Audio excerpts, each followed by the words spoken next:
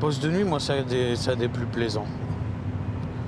C'est un des moins stressants, mais c'est fatigant, quoi. C'est ça le truc, c'est que, comment ils appellent ça, la médecine du travail ils nous parle de la fameuse dette de sommeil. Et c'est celle-là qui est dure à gérer. La vallée de la Fensch ne dort jamais. Les sidérurgistes s'y relaient jour et nuit, par poste de 8 heures.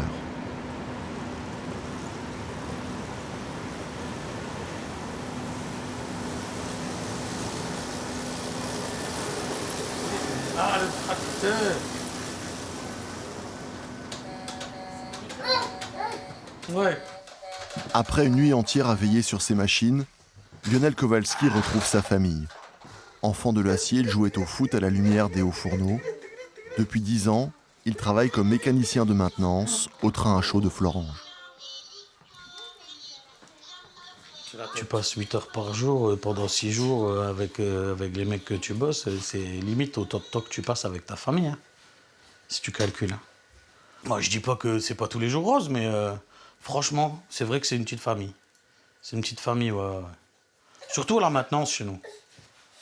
Ouais. Ah ouais. C'est un truc, c'est vraiment même l'ambiance.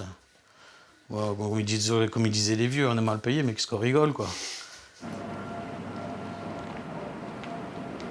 Les installations sidérurgiques, aux fourneaux, aciéries, laminoirs, ne s'arrêtent jamais. Depuis plusieurs siècles, les hommes y travaillent selon un rythme qui leur est propre. On l'appelle les feux continus. J'ai commencé comme ferrailleur, donc manœuvre, et j'ai fini comme lamineur. Donc le laminage, en fait, c'était passer de grosses barres à des feuillards qui faisaient 1 millimètre au minimum. Donc c'était un travail quand même qui était technique, pas physique, mais assez technique.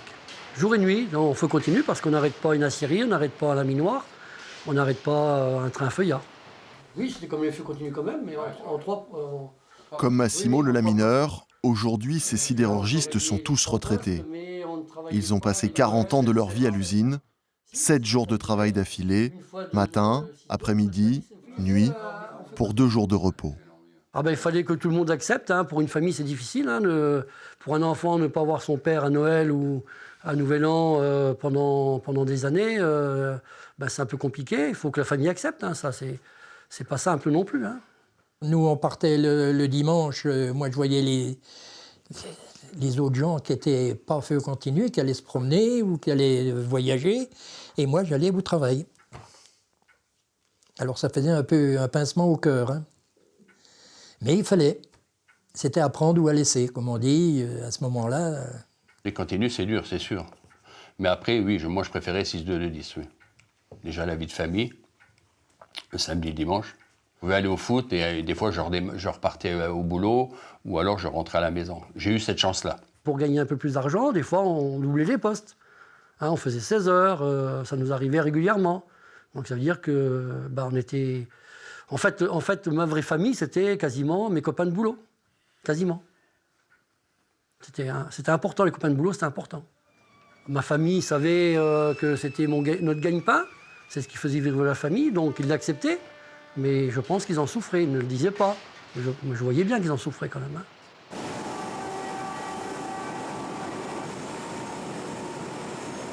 Le numéro 1 mondial de l'acier, ArcelorMittal, emploie aujourd'hui 2300 personnes sur ses sites de Sérémange et de Florange. Il y produit des tôles pour l'automobile et l'industrie. La moitié des salariés travaillent à feu continu. Les rotations sont plus courtes que dans les années 80. 2 matins, 2 après-midi et 2 nuits, avant 4 jours de repos.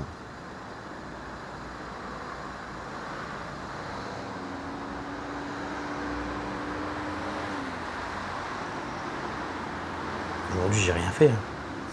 J'ai rien fait. Je me suis levé, j'ai mangé un morceau, j'étais chercher ma femme au travail et puis tu végètes. Hein. Nous, on est deux à travailler, hein. On se croise des fois. Hein. Là, ça fait 48 heures qu'on s'est pas vu. Hein. Ce soir, là, on a mangé ensemble. Le petit, un bisou au lit, puis hop, je pars au boulot, quoi. Puis le lendemain, quand moi je vais me réveiller, lui, il sera pas là, il sera chez un nounou. Hein. Il l'a dit, il est chez un nounou. Non, lundi, je le garde. Lundi, c'est toi qui le gardes. C'est une gestion aussi qu'il faut faire au quotidien avec la nourrice, nos postes différents de travail et tout. Et là-dedans, ben, les gamins, ils en pâtissent, quoi. Mais bon, on n'est pas malheureux. Non, on est loin d'être malheureux. Heureusement que j'ai pas pris un 35 heures. Voilà. Heureusement que je suis qu'à mi-temps. Ouais.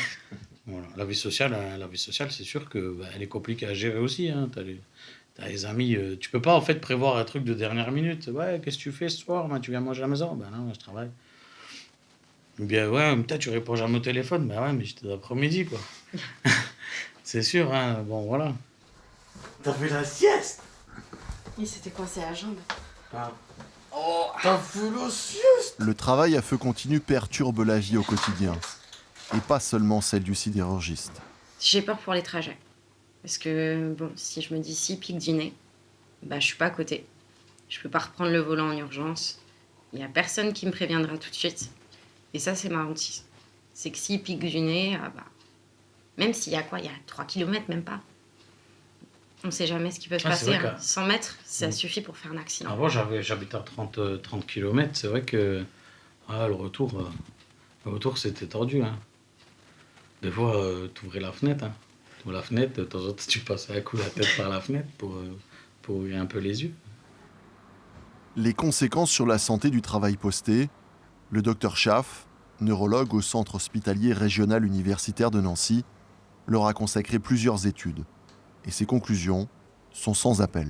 Quand on va exposer quelqu'un au travail posté, au travail de nuit, on n'est jamais sûr à l'avance qu'il va réussir, qu'il ne va pas en payer les conséquences et qu'il ne va pas arriver jusqu'à une maladie liée à ça, cette maladie qu'on va regrouper sous le terme de dyschronie. Dyschronie, ça veut dire une distorsion du temps, un jet lag social. Il y a des gens pour lesquels ça ne posera aucun souci. Il y a des gens pour lesquels ça posera des soucis d'emblée. D'autres, au contraire, qui vont y arriver, de gré ou de force, parce que peut-être le métier qu'ils ont choisi, mais qui vont petit à petit en payer les conséquences et se retrouver, après un certain nombre d'années, à avoir une maladie liée à ça. Des maladies liées à ça. Ces maladies peuvent aller jusqu'au cancer, en plus des risques liés au travail quotidien que les sidérurgistes connaissent depuis toujours.